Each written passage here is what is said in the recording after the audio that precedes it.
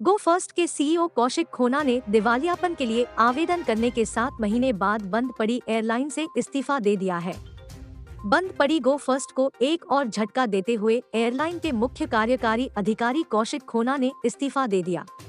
गुरुवार को अपने कर्मचारियों को एक आंतरिक संचार में एयरलाइन द्वारा दिवालियापन के लिए दायर किए जाने के लगभग 7 महीने बाद इस्तीफा देने वाले सीईओ ने कहा, भारी मन से मुझे सूचित करना पड़ रहा है कि आज कंपनी के साथ मेरा आखिरी दिन है।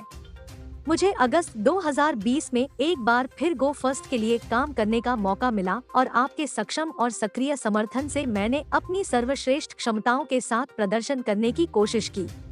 खोना अगस्त 2020 में गो फर्स्ट में सीईओ के रूप में शामिल हुए थे। हालांकि उन्होंने कैरियर में अपना पहला कार्यकाल 3 साल 2008-2011 तक पूरा किया। दुर्भाग्य से निदेशक मंडल ने आईबीसी के तहत धारा 10 के लिए आवेदन दायर करने का फैसला किया और हमने अभी भी उस कंपनी को सर्वोत्तम समर्थन प्रदान करना जारी रखा है, जिसे हम सभी बहुत प्यार करते हैं। हमें उम्मीद थी कि हम जल्द ही और कम से कम जून 2023 से परिचालन फिर से शुरू करेंगे, लेकिन इसमें देरी हो गई, खोना ने कहा।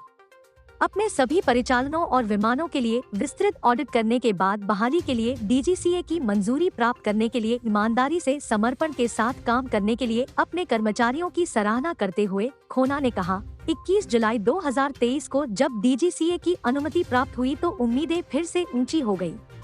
तब से आपने परिचालन फिर से शुरू करने में कोई कसर नहीं छोड़ी है।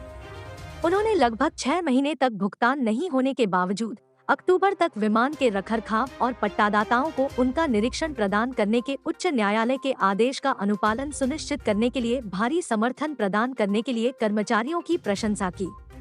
खोना ने कहा, मैं यह देखना चाहता था कि आप सभी को उनका बकाया भुगतान कर दिया जाए, लेकिन मैं अब इसे बर्दाश्त नहीं कर सकता और इसलिए भारी मन से मैंने जाने का फैसला किया है। उन्होंने अंत में कहा, मुझे इस बात का अफसोस है कि मैं काम नहीं कर सका क्योंकि वे मेरे नियंत्रण से बाहर थे और मैं आपकी किसी भी भावना के लिए क्षमा चाहता हूं जिसे मैंने अपने कार्यकाल के दौरान ठेस पहुंचाई हो और आशा करता हूं कि आप मुझे माफ कर देंगे।